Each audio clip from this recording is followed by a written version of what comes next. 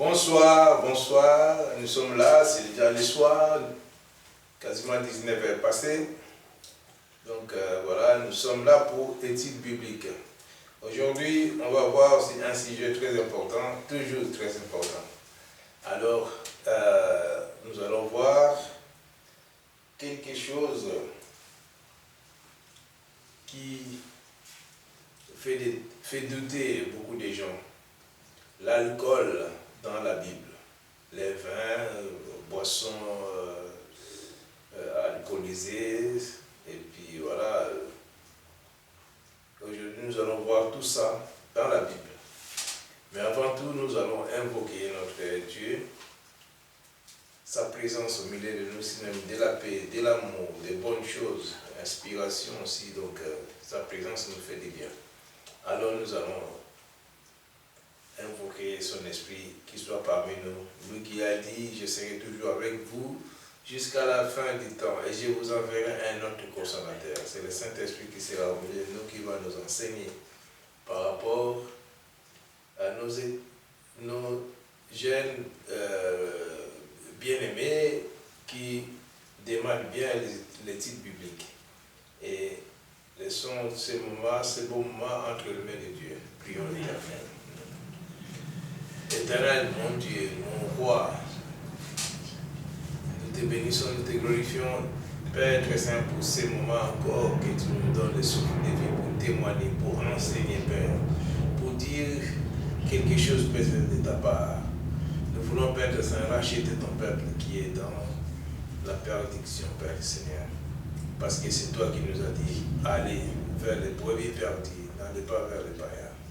Nous sommes là, Père très saint, pour sonner un réveil, que toute personne qui va écouter ou qui va regarder cette vidéo, que ça puisse réveiller sa conscience à l'aide du Saint-Esprit. Oh Dieu Tout-Puissant, nous te bénissons parce que tu es au milieu de nous. Accomplis ta parole, Père Saint, qui dit là où deux ou trois s'unis, tu es au milieu d'eux. Et c'est la joie de l'Éternel qui sera notre force. Nous sommes dans la joie parce que nous avons Jésus.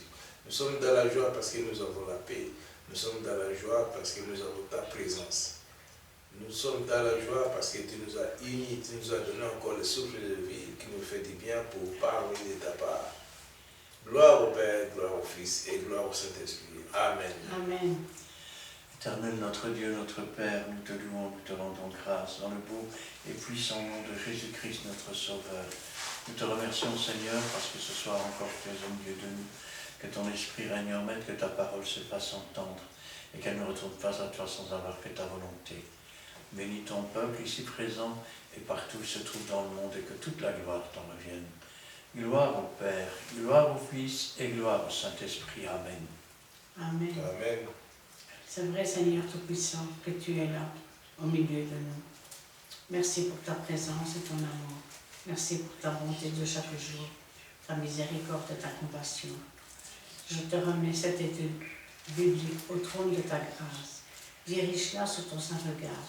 Chasse tout esprit rebelle et contraire afin que tu puisses régner en maître souverain. Merci Seigneur, car aujourd'hui encore, tu vas donner à chacun le discernement et la révélation, Seigneur, de tes paroles par la puissance de ton Saint-Esprit. Dirige-nous dans toute la vérité et interviens aussi favorablement pour tous ceux qui vont écouter et regarder cette vidéo biblique, afin, Seigneur, de connaître ta parole qui est vraie, qui est une lampe sur notre sentier. Gloire te soit rendue dans le beau nom de Jésus-Christ. Amen. Amen. Amen. Voici, je vous rappelle tout le temps, nos vidéos sont suivies.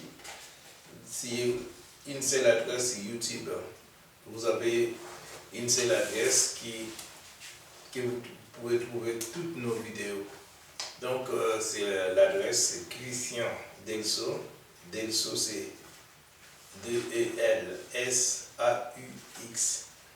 Donc, une seule adresse. Et sur le terrain aussi, nous sommes à une église qui est située sur la rue Pont-Janson, numéro 55, à 6061, Montigny-sur-Sambre. Montigny-sur-Sambre, c'est à Charleroi. C'est un petit coin de Charleroi.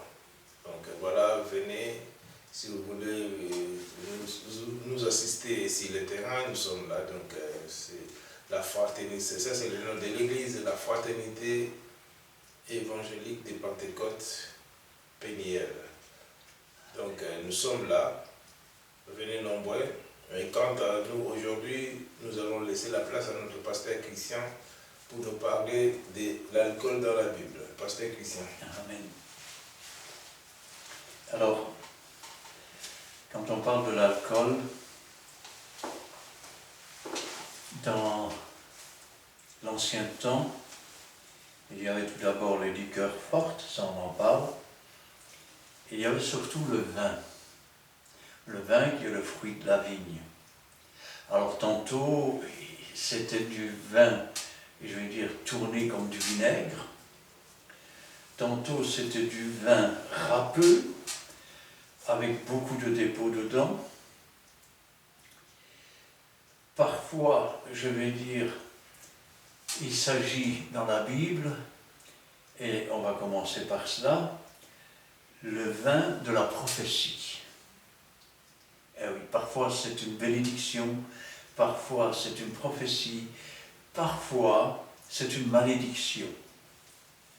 Alors, pour le premier passage, nous allons prendre dans la Genèse, chapitre 14, versets 18 à 20. Genèse, chapitre 14, versets 18 à 20. Melchisédek, roi de Salem, fit apporter du pain et du vin. Il était sacrificateur du Dieu Très-Haut. Il bénit Abraham et dit, « Béni soit Abraham par le Dieu Très-Haut, maître du ciel et de la terre. Béni soit le Dieu Très-Haut qui a livré tes ennemis entre tes mains. » Et Abraham lui donna la dîme de tout. Amen. Alors, le roi de Salem, c'est-à-dire de justice et de paix de Jérusalem, il fait apporter du pain et du vin. En réalité, c'est, je vais dire, une image du corps de Christ et du sang de Christ. D'ailleurs, des siècles plus tard, quand on parlera de la sacrificature de Jésus, on dira il est sacrificateur pour toujours, selon l'ordre ou à la manière de Melchisédek, comme il s'est offert par un esprit éternel. Ainsi donc, le pain et le vin étaient alors une image du sacrifice de Jésus, qui allait apporter son sang, qui allait apporter son corps. C'est d'ailleurs Jésus lui-même qui dira « Abraham a vu mon jour et il s'en est réjoui ». Des siècles plus tard, Jésus, devant ses disciples, c'est l'apôtre Paul qui nous le raconte dans 1 Corinthiens chapitre 11, il dira « Car j'ai reçu du Seigneur ce que je vous enseignais, c'est que dans la nuit où il fut livré, Jésus prit du pain. Et après avoir rendu grâce, il le rompit et dit, prenez ceci est mon corps qui est rompu pour vous. Faites ceci en mémoire de moi. De même, après le souper, il prit la coupe, une coupe de vin. Il rendit grâce et il dit, buvez-en tous, car ceci est le sang de l'alliance pour effacer les péchés. Alors, quand on parle, je vais dire, du vin prophétique, nous pouvons maintenant prendre dans la Genèse, chapitre 49, versets 9 à 11. Oui, à 12, pardon. Nous allons lire la parole de Dieu dans Genèse, chapitre 49, versets 9 à 12. Judas, c'est un jeune lion. Tu reviens du carnage, mon fils. Il ploie les genoux, il se couche comme un lion, comme une lionne. Qui les fera lever? Le sceptre s'éloignera point de Judas, ni les bâtons souverains d'entre ses pieds, jusqu'à ce que viennent les Shiloh, peuple lui obéisse. Il attache à la vigne son âne et au milieu des cèpes le petit de son ânesse. Il lave dans le vin son vêtement et dans le sang des raisins son manteau. Il a les yeux rouges de vin et les dents blanches de lait. Amen. Amen. Nous avons Jacob. Tout le monde se souvient de Jacob. Il y a eu Abraham qui a engendré Isaac. Isaac a engendré Jacob, signifie menteur, trompeur, supplanteur, qui deviendra plus tard Israël. Dans ses vieux jours, il va donc donner la bénédiction à ses 12 fils. Et regardez ce qu'il dit au sujet de Judas. Judas est un jeune lion. Quand on parle de Jésus, on parle du lion de Judas. Tu reviens du carnage, mon fils. Il parle de ce qu'un jour, Jésus-Christ va poser son pied sur le mont des Oliviers, qu'il va combattre toutes les nations. Il déploie les genoux, il se couche comme un lion, comme une lionne, qui le fera lever. Le sceptre ne s'éloignera pas de Judas. Jésus a dit, je suis le sceptre, vous êtes les serments. Autrement dit, je suis le roi. Amen. Ni le bâton souverain d'entre ses pieds. Ainsi, c'est ce que le prophète a dit, David, tu ne manqueras jamais d'un successeur sur ton trône. C'est ce que Dieu lui avait promis. Jusqu'à ce que vienne le Shiloh, c'est-à-dire l'envoyé, le Messie, et que les peuples lui obéissent pendant le millénium. Il attache à la vigne son âne, et au meilleur cep le petit de son ânesse. Je vais le dire autrement, c'est la prophétie, il vient sur un ânon, le petit d'une ânesse. Il lave dans le vin son vêtement, et dans le sang des raisins. C'est l'image de ce qu'il va combattre tout seul, qu'il va fouler dans la grande cuve de la colère de Dieu, que ses vêtements vont être tachés de sang. C'est son retour pour régner pendant ces 1000 ans. Il a les yeux rouges de vin et les dents blanches de lait. Ainsi donc, nous voyons qu'il s'agit de Jésus. Quand nous prenons un passage suivant, nous sommes dans les Proverbes, chapitre 9, versets 1 et 2. Proverbe, chapitre 9, versets 1 à 2. La sagesse a bâti sa maison, elle a taillé ses 7 colonnes, elle a égorgé ses victimes, mêlé son sang et dressé sa table. Amen. Amen. Moi, dans ma Bible, il est marqué « mêler son vin ». Eh oui, la sagesse a bâti sa maison. La sagesse, c'est Jésus. Elle a taillé ses 7 colonnes. Rappelez-vous les premières pages du livre de l'Apocalypse, Jean aux 7 églises. Elle a égorgé ses victimes. Personne ne m'ôte la vie. Je donne ma vie pour mes brebis. Elle a mêlé son vin. Et elle a dressé sa table. Rappelez-vous ce que disait David. L'Éternel est mon berger, je ne manquerai de rien. Il me fait reposer dans les verts pâturages. Et à un moment donné, il dit, il dresse une table devant l'adversaire. Psaume 23. Quoi? Psaume 23. Psaume 23, oui. Ainsi donc, du temps du millénium, ces choses vont s'accomplir. Et c'est ce que nous pouvons voir dans Apocalypse, chapitre 19, le verset 11 à 13.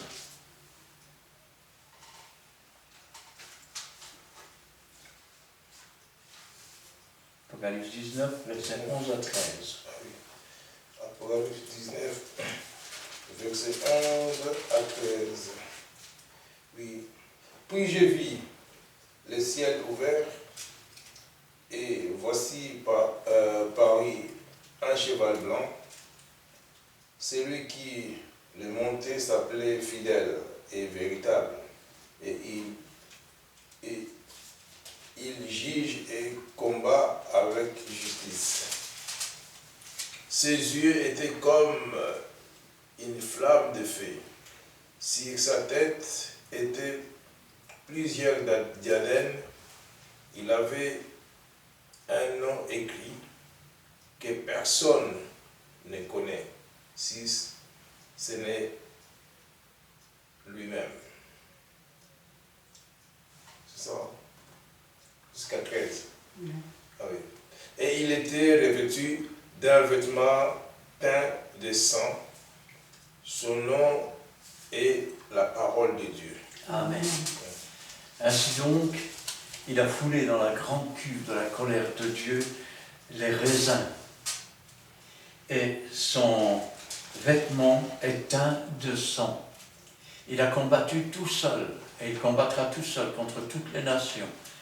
Si vous lisez le livre de l'Apocalypse attentivement, vous verrez que cela se passera dans la vallée de Josaphat, c'est-à-dire du jugement, et qu'il y aura du sang jusqu'aux morts des chevaux à 300 km à la ronde. Ainsi, nous avons dans la Bible le vin de la prophétie. Maintenant, nous avons le vin de la bénédiction. Alors pour cela, nous pouvons prendre, je suis en train de le chercher, voilà. Nous pouvons prendre Genèse chapitre 27, versets 27 à 29. Genèse chapitre 27, versets 27 à 29. Jacob s'approcha et le baisa. Isaac sentit l'odeur de ses vêtements, puis il le bénit et dit, « Voici l'odeur de mon fils, et comme l'odeur d'un champ que l'Éternel a béni. Que Dieu te donne de la rosée du ciel, et de la graisse de la terre, du blé et du vin et abondance. Que des peuples te soient soumis, et que des nations se prosternent devant toi. Sois le maître de tes frères, et que les fils de ta mère se prosternent devant toi. Maudit soit quiconque te maudira, et béni soit quiconque te bénira. » Ainsi donc, nous avons ici Isaac qui est en train de donner la bénédiction à Jacob. Et regardez ce qu'il dit. Un petit instant. Que Dieu te donne la rosée du ciel. On parle de l'Esprit de Dieu. De la graisse de la terre. Du blé et du vin en abondance. Autrement dit, que Dieu te donne des récoltes de ta vigne qui soient abondantes. C'est ainsi que, comment je vais dire, le vin n'est pas interdit, mais toujours avec modération. Par contre, pour les sacrificateurs, c'est-à-dire pour ceux qui étaient dans le temple, le vin, et pour certains des serviteurs, le vin était interdit. Eh oui. Et là, nous pouvons prendre dans Lévitique, chapitre 10, versets 8 à 10.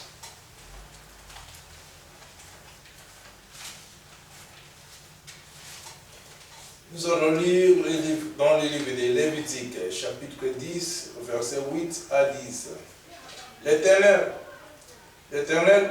parla à Aaron et dit, « Tu ne boiras ni vin, ni boisson enivrante, toi et tes fils avec toi, lorsque vous entrerez dans la tente d'assignation, de peur que vous ne mouriez. Ce serait une loi perpétuelle parmi vos descendants, afin que vous puissiez distinguer ce qui est saint de ce qui est profane, ce qui est impur de ce qui est pur. » Amen. Alors, voilà les instructions pour les prêtres, les sacrificateurs. Ils ne peuvent boire de boissons enivrantes lorsqu'ils rentrent dans le temple. Pourquoi? Parce que, je vais dire, ça fait perdre quelque part vais dire, la distinction entre ce qui est profane, c'est-à-dire ce qui n'est pas de Dieu, ce qui est païen, et ce qui est réellement de Dieu. Ainsi, Naap et Abihu, par exemple, devaient avoir bu un bon coup quand ils sont allés chercher du feu étranger pour offrir du parfum à Dieu. Le feu devait être pris sur l'autel, et ils furent consommés par le feu. C'est ce qu'il nous dit ici, afin que vous ne mouriez.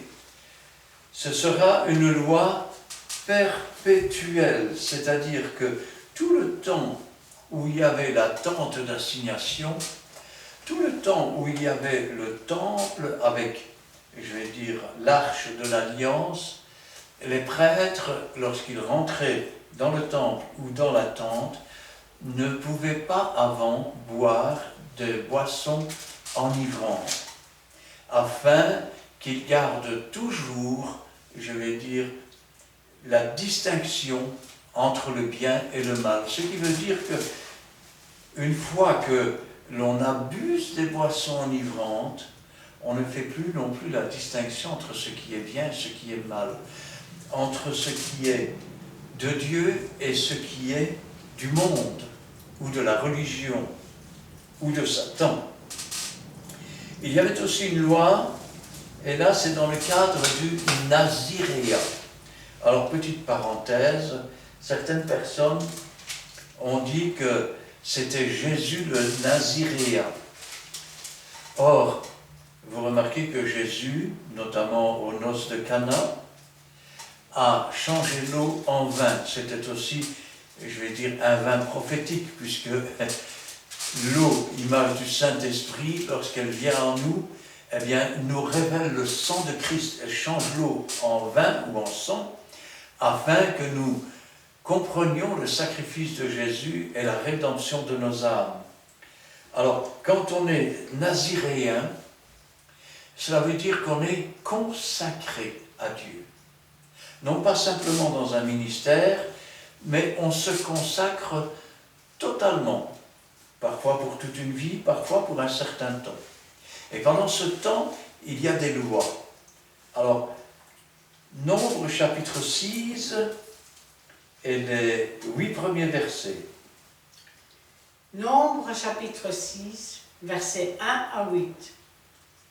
L'Éternel parla à Moïse et dit, « Parle aux enfants d'Israël, et tu leur diras, lorsqu'un homme ou une femme se séparera des autres en faisant vœu de naziréat pour se consacrer à l'Éternel, il s'abstiendra de vin et de boissons enivrantes. Il ne boira ni vinaigre fait avec du vin, ni vinaigre fait avec une boisson enivrante. Il ne boira d'aucune liqueur tirée des raisins, et il ne mangera point de raisins frais, ni de raisins secs, pendant tout le temps de son naziréat. Il ne mangera rien de ce qui provient de la vigne, depuis les pépins jusqu'à la peau du raisin, pendant tout le temps de son naziréat. Le rasoir ne passera point sur sa tête, jusqu'à l'accomplissement des jours pour lesquels il s'est consacré à l'Éternel, il sera saint. Il laissera croître librement ses cheveux, pendant tout le temps qu'il a voué à l'Éternel. Il ne s'approchera point d'une personne morte, il ne souillera point à la mort de son père, de sa mère, de son frère ou de sa sœur, car il porte sur sa tête la consécration de son Dieu. Pendant tout le temps de son naziréat, il sera consacré à l'Éternel. Amen. Amen. Amen. Alors, nous remarquons ici, c'est que quand on se consacre à l'Éternel, eh bien, on ne peut pas boire de boissons enivrantes, ni même quoi que ce soit fabriqué. Parce qu'il faut savoir que le vin, à l'époque, comme je l'ai dit tout à l'heure, on fabriquait notamment le vinaigre. Mais aussi parfois, quand il y avait, je vais dire, de façon médicale, quand il y avait des supplices ou des souffrances, eh bien, on mettait un grain d'encens dans le vin. C'est d'ailleurs ce qu'ils avaient proposé à Jésus de boire. Et Jésus a refusé. Vous remarquez aussi qu'on parle de vinaigre. Pourquoi? Parce que le vin et le vinaigre, c'est un peu lié quelque part. On faisait le vinaigre avec le vin, et de même, avec le vin, on faisait, je vais dire, des alcools ou autres. Ainsi donc, pendant son naziréa, deux choses apparaissent.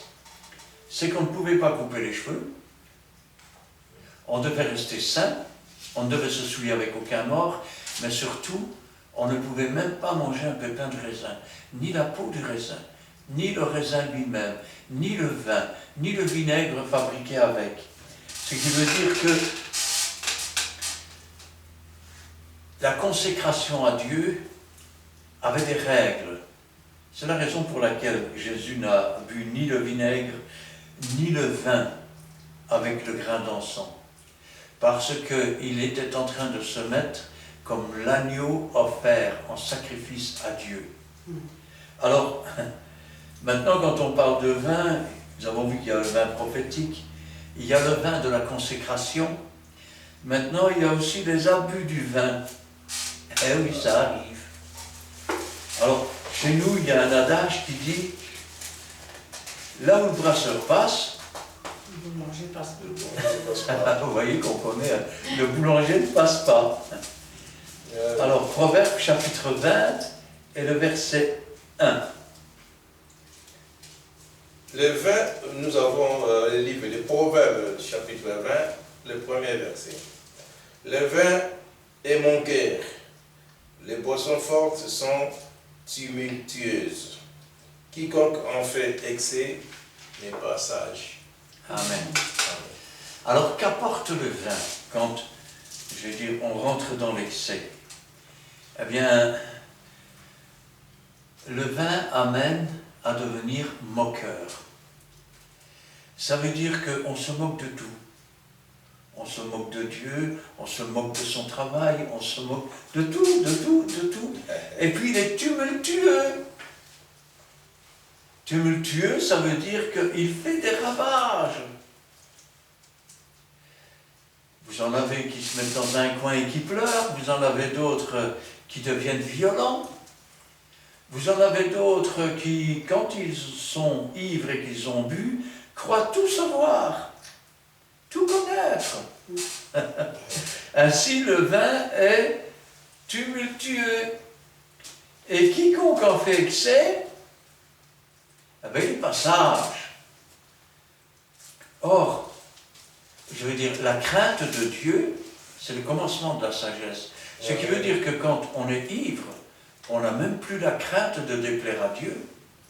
Ça veut dire qu'on se moque de Dieu comme on se moque de tout. Alors, maintenant, on peut voir qu'en plus de cela, le vin, c'est, ou plutôt l'excès de vin, c'est l'appauvrissement. Wow. Proverbe, chapitre 21, versets 16 à 19. Proverbe, chapitre 21, versets 16 à 19. L'homme qui s'écarte du chemin de la sagesse reposera dans l'assemblée des morts. Celui qui aime la joie reste dans l'indigence. Celui qui aime le vin et l'huile ne s'enrichit pas. Le méchant sert de rançon pour le juste, et le perfide pour les hommes droits. Mieux vaut habiter dans une terre déserte qu'avec une femme querelleuse et irritable. Amen. Amen. Alors, on voit une chose. L'homme qui s'écarte du chemin de la sagesse, c'est celui qui s'enivre, reposera dans l'assemblée des morts. Ce qui veut dire que l'ivrogne n'écoute rien, l'ivrogne n'entend rien, l'ivrognerie se moque de Dieu. Celui qui aime le vin et l'huile ne s'enrichira pas. Ça veut dire que plus on s'attache à l'alcool, et plus on est prête, je vais dire, à même ne plus manger, ne plus se vêtir correctement, je vais dire, ne plus entretenir quoi que ce soit dans ses biens.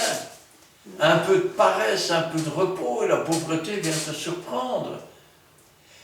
Ça veut dire que celui qui est ivre aussi en général, il n'est pas tout seul. Il est en couple. Et quand un couple est ivre, qu'est-ce qu'ils font? Ben, ils se battent dans la maison. Eh oui. C'est pour ça qu'il est dit, mieux vaut habiter dans une terre déserte qu'avec une femme querelleuse et irritable. Quand on a bu, on est querelleur, on est irritable, on est orgueilleux. Eh oui. Et en même temps, on s'appauvrit. Combien de gens par l'alcool ont perdu à la fois leur couple, ils ont perdu leur maison. Combien se sont retrouvés dans la rue et toujours en train de boire. Petite parenthèse, quand on s'adonne à l'ivresse, vous direz, ben oui, mais il vient un moment donné, ils sont accros, ils sont en manque. Et on pense que finalement c'est parce qu'ils sont en manque d'alcool. Alors, juste une petite question. Si vous avez quelqu'un qui a l'habitude de jouer de l'argent aux cartes ou à la roulette, regardez un peu quand il ne peut pas jouer parce qu'il n'a plus d'argent et vous verrez qu'il transpire autant que quelqu'un qui n'a plus d'alcool ou qui n'a plus de tabac. Autant que quelqu'un, je vais dire, qui est en manque de drogue. Or, je ne pense pas qu'ils aient mangé la table, qu'ils aient mangé la table de roulette, qu'ils aient mangé la bille, ou qu'ils aient mangé les cartes. Donc ils ne sont pas en manque de cartes, ils ne sont pas en manque de roulette. Ce que je veux dire, c'est qu'ils ne sont pas en manque d'alcool. Ça veut dire qu'ils se sont moqués de Dieu, se sont détournés de la sagesse, et ils sont devenus les esclaves d'esprits méchants. D'esprits méchants qui les conduisent à cette sensation de manque pour qu'ils s'entassent toujours plus loin. Un peu comme l'histoire du fils prodigue, qui a dépensé tous ses avoirs avec les prostituées, et puis après qui s'est retrouvé sans rien et sans amis. Parce que tant que tu as de quoi payer, tu as beaucoup d'amis, même au café. Mais le jour où tu dis je ne serai pas... oh, c'est comme ça, tu n'as plus d'amis, c'est fini. Ils s'écartent de toi. Et même les caroubes des pourceaux qu'il voulait manger, on ne lui donnait pas. Alors il est entré en lui-même et il est retourné vers son Père, son Créateur. Amen. Créateur qui ne l'a pas rejeté. Ce qui veut dire que même si aujourd'hui tu es dans la rue et que tu as trop bu, si tu es chez toi, que les huissiers sont passés, qu'ils ont tout pris et quoi, il n'est pas encore trop tard. Tourne-toi vers Dieu. En un instant, il peut te délivrer de ce manque d'alcool. Il peut t'apporter la véritable liberté, c'est-à-dire pouvoir dire non, je n'en veux plus et j'en ai plus besoin. Amen. T'éviter de t'appauvrir encore plus. Alors, Proverbe 23, versets 20 et 21.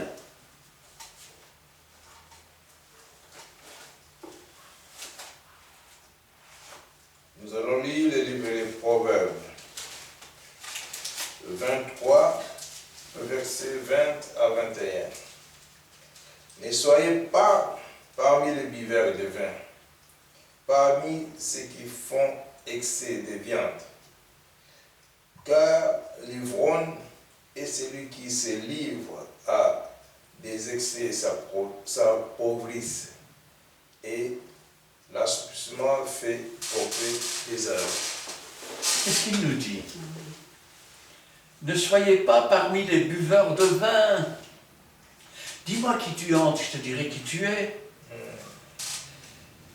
Parmi ceux qui font excès des viandes, car l'ivrogne est celui qui se livre aux excès, s'appauvrissent. S'appauvrissent. Le besoin de dépenser sans compter. Wow. Comme si on avait quelque chose à prouver à qui que ce soit. Et l'assoupissement fait porter des haillons. Une fois que tu as trop bu et que tu as trop mangé, tu t'assoupis. Et puis, tu commences à grossir. Mais à grossir au point de devenir, comment je vais dire, bibendum. Au bout d'un moment, avec l'alcool, eh bien, tu commences à dépenser tout ce que tu as pour ça. Et l'assoupissement empêche de travailler. Et celui qui ne travaille pas, qui ne mange pas. Amen. Alors, l'assoupissement fait porter des haillons. Alors, si tu ne sais pas ce que c'est que des haillons, eh ben, c'est des vêtements tout usés, tout troués. Eh oui. Maintenant, le vin est aussi considéré comme un médicament. Nous avons vu qu'avec un grain d'encens, il pouvait être considéré, comment on va appeler ça, comme le médecin qui endort là. Magnétiseur. Non, Anesthésie. anesthésiste. Oui. C'est un anesthésiste avec un grain d'encens.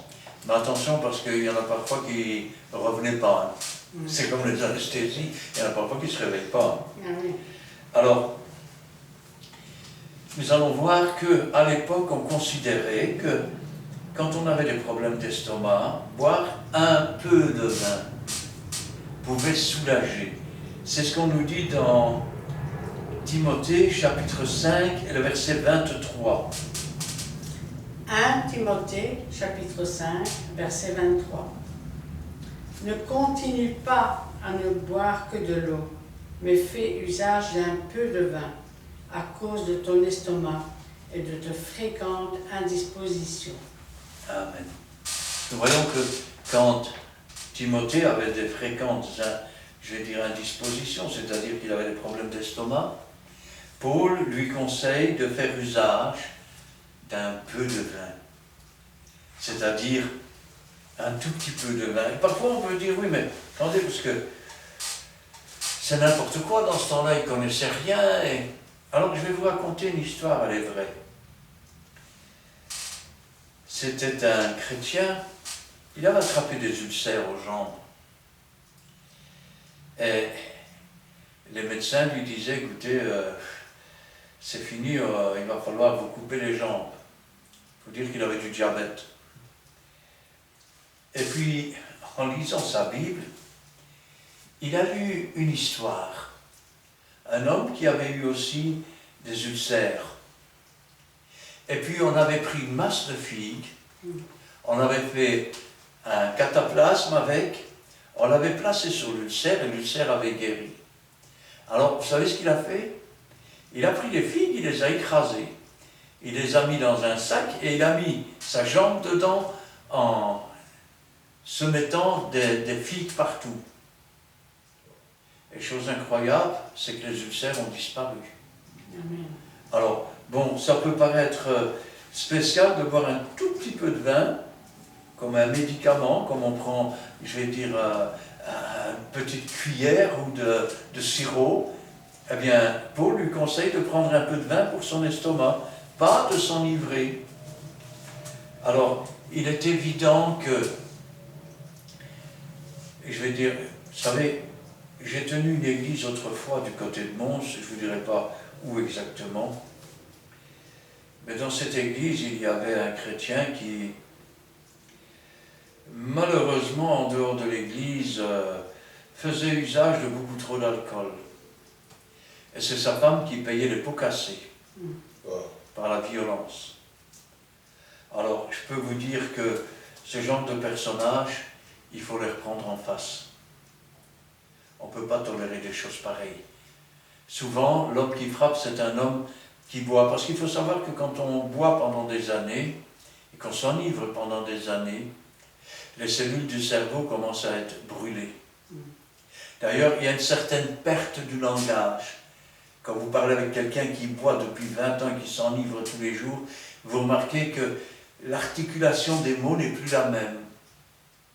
Vous remarquez aussi que son intelligence n'est plus tout à fait la même non plus.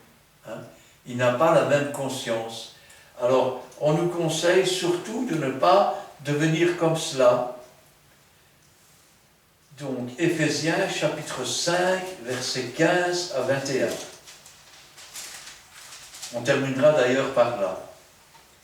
Oui, nous sommes dans le livre d'Éphésiens, chapitre 5, versets 15 à 21. Prenez donc garde de vous conduire avec circonspection, non comme des insensés, mais comme des sages. Rachetez le temps car les jours sont mauvais. C'est pourquoi ne soyez pas inconsidérés, mais comprenez quelle est la volonté du Seigneur. Ne vous enivrez pas de vin, c'est de la débauche. Soyez au contraire remplis de l'Esprit. Entretenez-vous par des psaumes, par des hymnes, par des cantiques spirituels, chantant et célébrant de tout votre cœur les louanges du Seigneur. Rendez continuellement grâce pour toutes choses à Dieu le Père, au nom de notre Seigneur Jésus-Christ. Vous soumettant les uns aux autres dans la crainte de Christ. Amen. Ne soyez pas inconsidérés, considérez les choses. Et comprenez quelle est la volonté du Seigneur. Ne vous enivrez pas de vin, c'est de la débauche. Je voudrais qu'on s'arrête un moment sur ce mot débauche. Le contraire de débauche ou débaucher, c'est embaucher. Quand on débauche quelqu'un, ça veut dire qu'on va le chercher et qu'on l'écarte de la chose qu'il faisait. Ainsi donc, s'enivrer, c'est être pris par l'alcool et être séparé ou détourné de Dieu. Dieu nous a embauchés en quelque sorte et nous sommes engagés, nous sommes embauchés dans un travail. Mais l'alcool débauche. L'alcool retire des voies du Seigneur. L'alcool conduit à l'inconsidération. Ça veut dire qu'on n'est plus capable de considérer ce qui est droit, ce qui n'est pas droit, ce qui est de Dieu, ce qui est païen. Ça veut dire que si nous nous enivrons régulièrement, notre jugement est altéré. Quelqu'un qui est ivre, vous avez déjà certainement vu cela, quelqu'un qui est ivre, il ne peut plus marcher correctement. Il aime autant traverser la rue quand il arrive des voitures. Ce qu'un petit garçon qui n'est pas ivre ne ferait pas. Ça veut dire aussi que dans ses pensées, dans ses actions, il n'est plus capable de considérer les choses. C'est pourquoi la Bible dit « Ne vous enivrez pas de vin, c'est de la débauche. » Alors oui, on peut trouver toutes les moqueries qu'on voudra. Tenez, je me souviens de quelqu'un qui disait, moi j'avais un copain, on buvait ensemble, on buvait, et puis un jour, le long du canal, il est tombé dans le canal. Les gens ont dit, c'est l'alcool qui l'a tué. Mais il est encore vivant avant de tomber, c'est l'eau qui l'a tué. Alors on peut rigoler tant qu'on veut. Mais s'il n'avait pas été ivre, il aurait pu marcher au bord du canal sans tomber dedans. S'il n'avait pas été ivre, il n'aurait pas fini dans un arbre et ses passagers n'auraient pas été tués. S'il n'avait pas été ivre, il n'aurait pas écrasé ces gens sur le trottoir ou sur la rue. S'il n'avait pas été ivre, il n'aurait peut-être pas battu sa femme. S'il n'avait pas été ivre, il n'aurait pas dépensé l'argent qu'il devait rapporter pour son ménage et pour ses enfants. Et ses enfants n'auraient pas été privés de vêtements, de chaussures ou de manger. S'enivrer, c'est de la débauche. Je ne suis pas contre le fait de boire un verre de bière de temps en temps. Je ne suis pas contre le fait de boire un verre de vin de temps en temps. Pourquoi c'est pas interdit? Mais ne vous laissez pas lier par l'alcool. Parce que s'enivrer, c'est se débaucher de Dieu. Et c'est s'embaucher dans le chemin de la perdition, dans le chemin de la paresse, dans le chemin du jean-foutisme, dans le chemin de la pauvreté, dans le chemin de la misère, et une misère noire. Tous tes copains là, ah mon copain, allez viens, on va boire un coup. Le jour où tu n'auras plus d'argent, tu n'auras plus de copains. C'est moi qui te le dis. Et ce jour-là, tu verras que tout le monde te tourne le dos. Et entre-temps, tu auras peut-être détruit ta maison, tu auras détruit ton ménage. Tes enfants te tourneront le dos. Alors tourne-toi vers Dieu. Il est celui qui brise les fers, qui fait tomber les chaînes. Il est celui qui renvoie libre les opprimés. Il est celui qui peut mettre fin à tout cela et qui peut t'amener à la sobriété. Pas par les efforts, mais par la foi en Jésus-Christ. Amen. Amen. Amen. Voici, bien-aimés, vous avez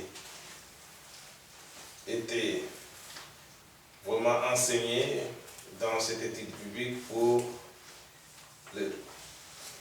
l'alcool dans la Bible. Et je vous laisse le temps de on vous laisse le temps de voir les versets aussi qu'on les dit clairement, aussi vérifier les versets, et puis voilà. Vous aurez le temps de regarder cette vidéo dans la famille, avec des amis, avec aussi des enfants, et puis comprenez que vraiment ne vous enivrez pas, ne faites pas l'accès. Donc voilà. Et nous sommes arrivés quasiment à la fin, au mieux la fin d'une chose qui est son commencement. Et parce que nous avons commencé avec une prière et nous allons terminer aussi avec cette prière. Prions l'Éternel.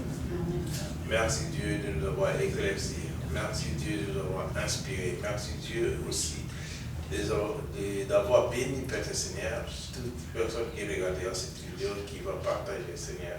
Donne, Père Seigneur, parce que ta promesse n'est payée jamais. C'est pour cela, Père, tu nous as dit d'aller partout dans le monde, Père Seigneur, faire de ce monde des disciples. Et Dieu Tout-Puissant aussi, tu nous as promis d'enseigner aussi aux hommes capables de les enseigner aussi aux autres. Donc si quelqu'un enseigne aussi cette parole, il sera grandement béni parce que c'est la parole de Dieu qui s'accomplisse au milieu de nous. Père, nous t'élevons, nous te glorifions, Père Saint. Nous sommes aussi, Père Saint, de toute famille qui va regarder, toute famille qui va partager dans le creux de temps, Père Saint, parce que nous avons la crainte de Dieu et nous pouvons transmettre ce que nous avons. Les anges de l'Éternel campent autour de ceux qui craignent Dieu. Père, donne que Père Seigneur puisse délier, libérer, Père Saint, les gens qui sont en captif. Tes fidèles, Père Saint, car tu nous as dit de racheter le temps car les jours sont mauvais. Nous voulons racheter ce temps, Père Seigneur. Merci de nous avoir éclaircis et amener cet éclaircissement, Père Saint, pour l'alcool dans la Bible. Si tous les vins, nous avons, Père Seigneur, vu que Père, tu nous as parlé. En loin et à large, Père Saint, nous voulons aussi te bénir, te glorifier parce que tu nous donnes encore la puissance et l'autorité, Père Saint, d'enseigner ta parole. Nous faisons que Père Saint, ton devoir que tu nous as donné. Nous te bénissons, nous te glorifions pour Père Saint, Seigneur, notre chemin de retour dans les creux de ta main. Soit devant comme conducteur, derrière comme une poule qui protège ses poussins. Sois notre bouclier, Père Seigneur. Protège-nous, Père Seigneur, contre tout fléau qui peut venir frapper encore, Père Seigneur, ce monde. Nous sommes là, Père Seigneur, nous avons commencé une mission. Père, donne-nous la longévité, Père Seigneur. Protège-nous parce que c'est toi qui as le dernier mot. Nous voulons faire ta volonté. C'est pour cela que nous voulons t'élever cette prière dans le nom précieux de notre Seigneur Jésus-Christ de Nazareth. Amen. Amen. Éternel, notre Dieu, notre Père, nous te louons, nous te rendons grâce. Béni sois-tu. Ce soir encore, Seigneur, tu nous rappelles que l'alcool peut être bon pour l'estomac, mais qu'il peut aussi être une source de destruction. C'est pourquoi, Seigneur, garde-nous après avoir prêché de nous tomber. Donne aussi à ceux qui seront capables de l'enseigner à leur tour, de saisir cet enseignement, de pouvoir le propager. Car toi, Seigneur, tu es celui qui délivre de l'alcool, tu es celui qui délivre du tabac, tu es celui qui délivre de la drogue, tu Tu es celui qui délivre de tout ce qui est le péché. Tu es celui, Seigneur, qui relève l'indigent. Tu es celui, Seigneur, qui renvoie libre les opprimés. C'est pourquoi, Seigneur, nous voulons remettre entre tes mains tous ceux, Seigneur, qui entendront et qui sont, je vais dire, dans ce problème, afin que tu puisses toucher leur cœur, que tu puisses toucher leur âme, que tu puisses les relever et que toute la gloire t'en revienne. Gloire au Père, gloire au Fils et gloire au Saint-Esprit. Amen. Amen. Amen. Merci Seigneur pour cet instant béni par ta présence. Merci car ce soir encore, tu donnes à chacun le discernement et la révélation de tes paroles par ton Saint-Esprit. Merci pour ton enseignement précieux que tu nous donnes sur cette étude biblique. Donne-nous d'être attentifs à cela. Donne-nous de retenir ces enseignements, de les méditer, mais surtout de les mettre en pratique. Car c'est toi, Seigneur, qui nous enseigne ta parole qui est vraie, et c'est toi qui nous conduis dans le droit chemin. Car tu es saint, tu es fidèle, et tu veux que ton peuple soit saint et fidèle aussi. Seigneur Tout-Puissant, je te remets aussi tout un chacun qui vont regarder et écouter cette vidéo. Interviens favorablement et puissamment pour toutes ces personnes qui regardent et qui cherchent une solution à leurs problèmes. Vous qui êtes fidèles et qui regardez et écoutez cette vidéo, si cette vidéo a touché votre cœur, n'hésitez pas à mettre en pratique ces enseignements qui sont vrais, qui sont la vérité.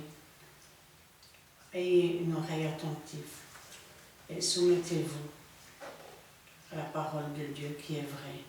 Si vous cherchez une solution, un échappatoire à votre situation, demandez l'aide de Dieu Tout-Puissant, de Jésus et du Saint-Esprit. Et ils agiront dans votre cœur, car Dieu a la solution à toutes choses. Ayez confiance en Dieu et persévérez dans le droit chemin. Soyez tous bénis dans le nom puissant de Jésus-Christ. Amen. Amen. Et voici la fin d'une chose. Et vraiment, soyez attentifs avec les adresses que nous donnons. Il y a encore des enseignements que nous avons aussi faits dans les jours passés. Et vous les retrouverez là-bas. Il y a beaucoup de choses qui peuvent vous éclaircir. Il y a beaucoup de choses qui ont été révélées par le pasteur et aussi par le Saint-Esprit qui a utilisé le pasteur comme un instrument. Donc voilà, on vous laisse vraiment le temps de regarder. Une seule adresse que je peux répéter, c'est Christian Delso sur YouTube. Donc DELSAUX. Et sur le terrain, nous sommes sur la rue Paul Johnson, Montserrat 5, à Charleroi, Montigny 600. Donc voilà la référence de cette enseigne. Donc c'est la partie noire de Charleroi. Donc vous prenez directement la rue qui vient à votre droite et vous y arriverez. Quant à nous aujourd'hui, nous vous disons bye bye.